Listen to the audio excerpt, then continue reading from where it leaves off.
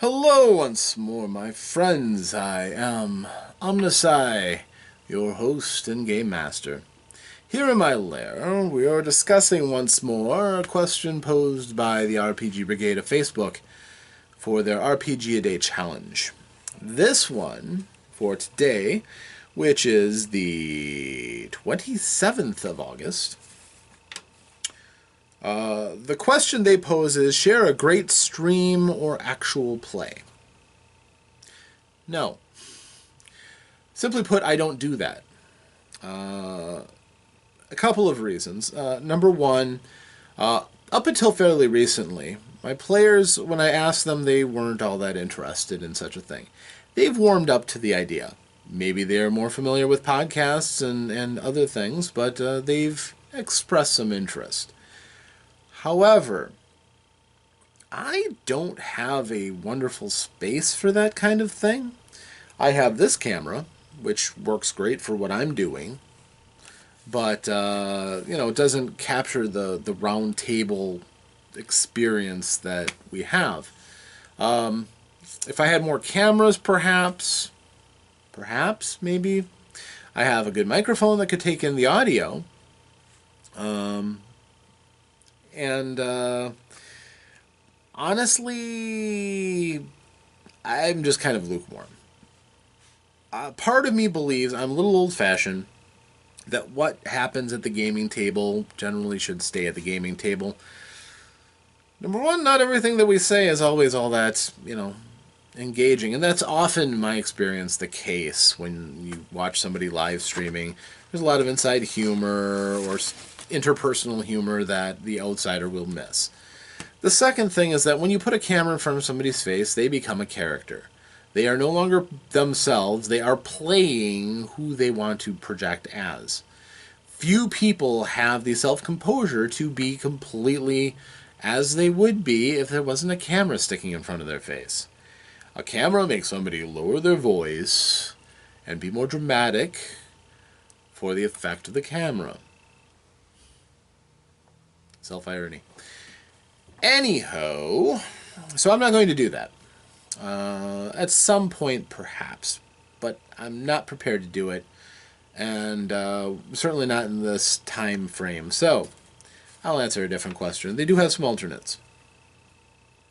And the one that I have is, how do you prepare for an extended campaign? And that really depends on the campaign. For instance, most of my campaigns would be considered extended. So, for example, the Warhammer 40,000 game that I'm playing, I linked all of my players to a page that outlines the experiences and expectations of the Adeptus Arbites, the order of judges and lawbringers of the Imperium of Man. And, expected behaviors and what is considered something that's actionable by you. What do you expect to have to deal with? And, so that they could actually get into character, understanding what their characters, before they were judges, how they, approached these, not mythical, but, certainly larger than life. Somebody who walks among people but has the ability to just snuff somebody out because they are the law. And what they say is not going to be questioned. And now that they are in that position, how do they carry themselves? It hasn't been with complete dignity all the time, I'll tell you that. So I give some sort of preparation for something like this. If there's already a pre-existing world, all I have to do is tell them basically, this is what life is like as a citizen in this world. And many of my players are already fairly familiar with the Warhammer 40k universe, so I didn't have to do a great deal for that. For something that is wholly my creation, for example, in my world of Moltra, if I want players to play in my world, I have certain expectations on myself and them. Firstly, it's a wholly different world. When I started making this campaign world, I gripped it with the question, what is the theme of the world? Why do I need to make another world?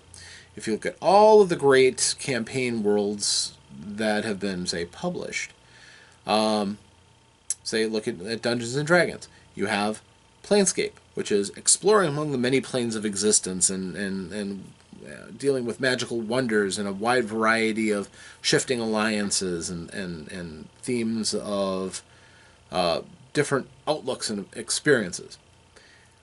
Then you have Dark Sun, which is surviving on a brutal, almost post-apocalyptic world. The world has been ruined and life is hard, very hard. The creatures are deadly. The world itself will kill you. So Ravenloft, where everything is a dark reflection of reality, as your characters would know it, because there are hideous curses. There aren't huge hordes of monsters. The monsters are more evil, and that there is a pure evil that is behind each of the domains of some sin that is being punished in the form of a monster, either that haunts the transgressor or is the transgressor in another way. So for Moltra, I decided that I wanted a world that was entirely covered with lava, and that all of the life forms live on the backs of giant worms.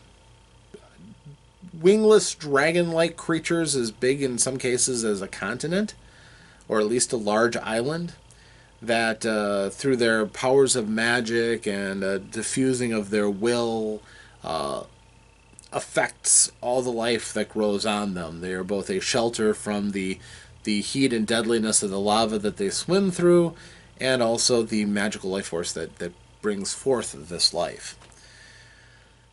So that was my first step, is conceptualizing what do I want to do in this campaign.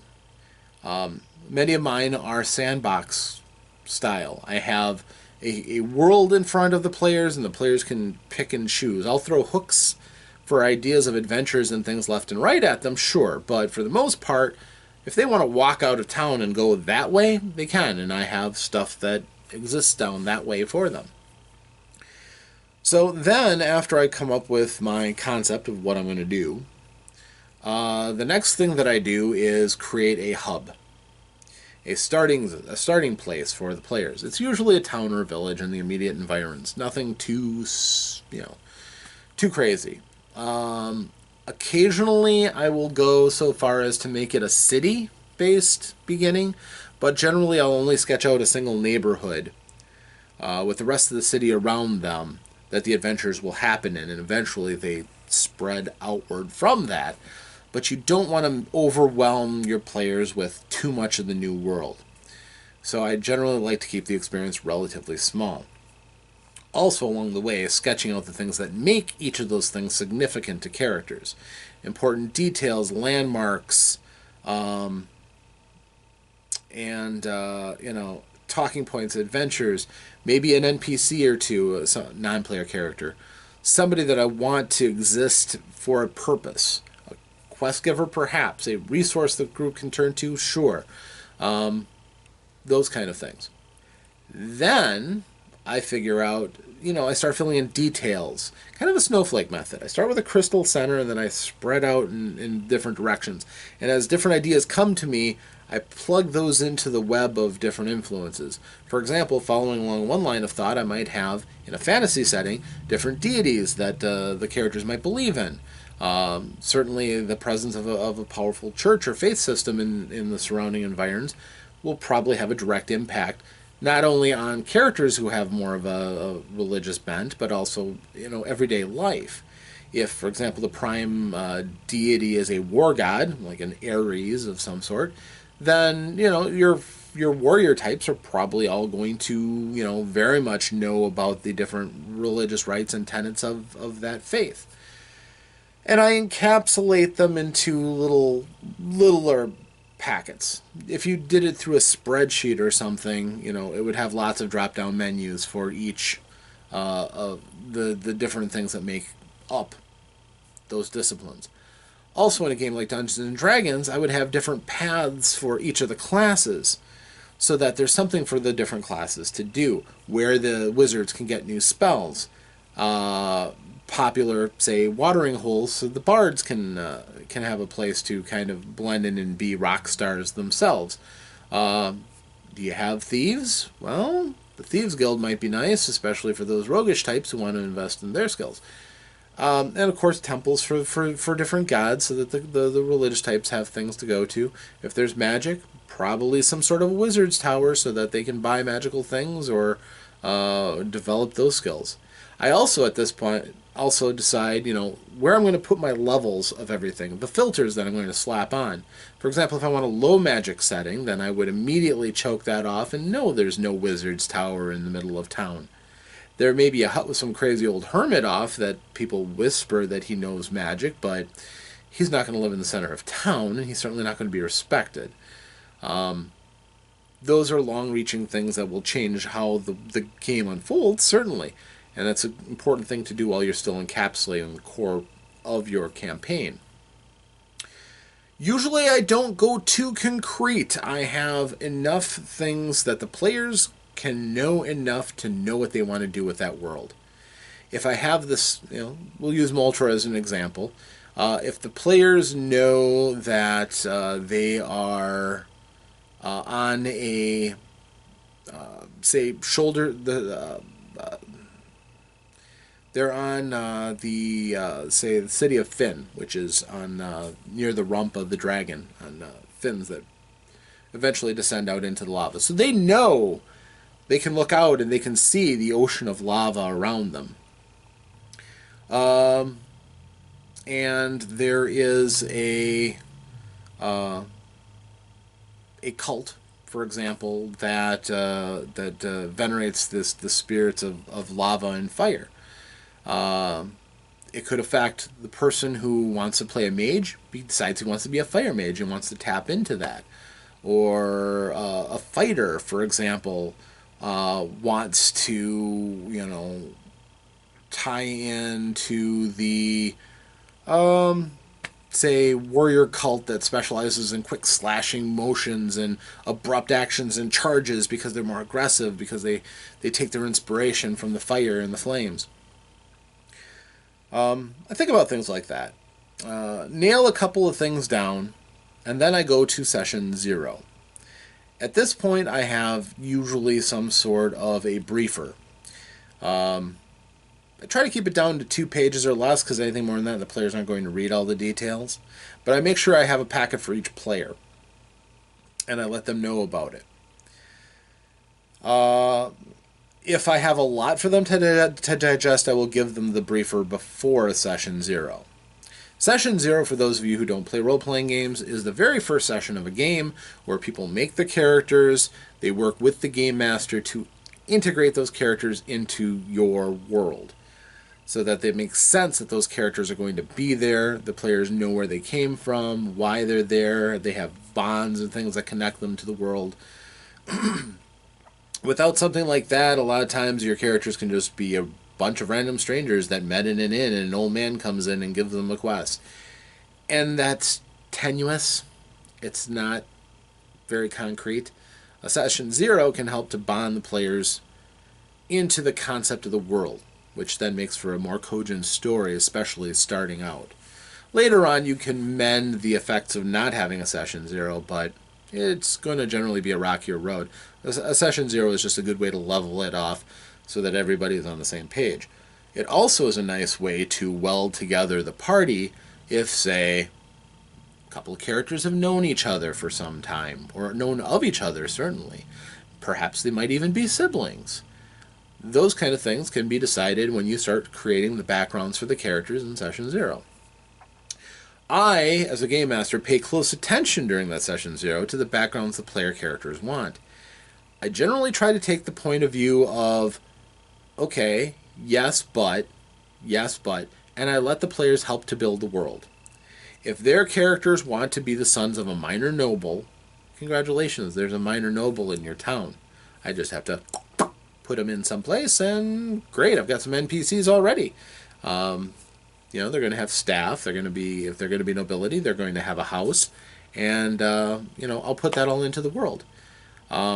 If they have an enemy that they want to get rid of, hey, that's another challenge that I've got in my pocket that the players just provided me. And that gives your players a sense of ownership in the world, too, because they have a real stake in the world based on the background they came up with. And if you just let them add on and enrich your world, it can be nice. Obviously, if one of them says, my character's father is a lava merchant who uses fireproof buckets to haul lava inland and something silly, you have to say no to some things. But for the most part, Session 0 is oftentimes where I get some key ideas, characters, that all generally tend to help make my story better. And then over the course of the week leading up to the game, or 2 weeks, depending on the way that our games are structured, I'll fill in those details. I'll round off the rough edges, and I'll come up with the very first adventure's details. I generally have about 3 months ahead of time planned out for my games. I will have the starting adventure in mind before I've even broached the initial campaign, but I won't have the details down until I know what the players are so that I can more firmly cement them into the story by hooking them directly. The things that matter to them, I'm going to use those to bring them into the adventure and the story. Without that, it can seem awfully much like just fiat is causing everything. If they wake up in a cell together, they didn't have any choice over that, and they don't have any possession or ownership of that. So while it may create a sense of immediacy and urgency, oftentimes you lose a little bit of the players. Well, wow, we can just be whisked into a cell without any, say. That's how we started. That's, and that's a legitimate response a lot of people would have.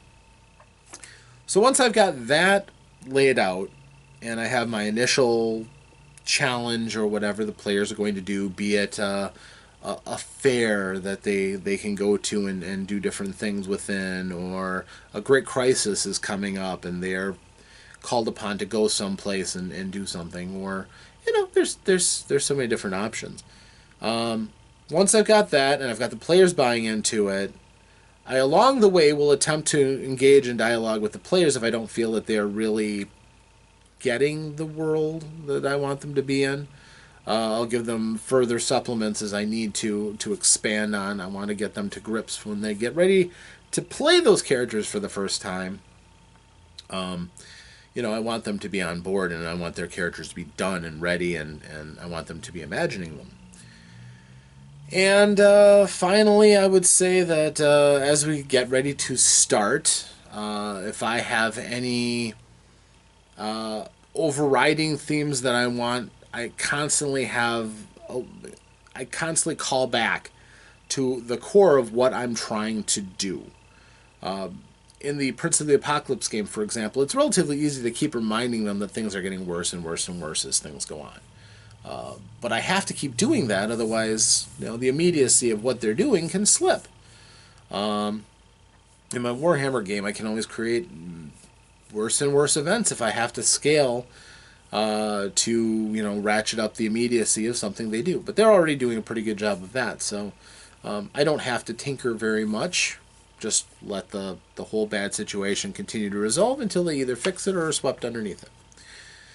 And that is how I prepare for an extended campaign and get through to actually beginning it. So it is a craft that I have been doing for over 30 years now. I've told some awfully good stories and had some excellent campaigns. At least that's what I've heard. I have no reason to doubt them. And I look forward, I've got plenty more left, so looking forward to that next great campaign. I am OmnusI, here in my lair. Thank you once again for indulging this old game master, and I hope that you'll continue to enjoy listening to me talk about gaming, which I will be doing tomorrow and for the rest of this month. Thank you once more, and I will see you next time here in the Lair of OmnusI. Farewell.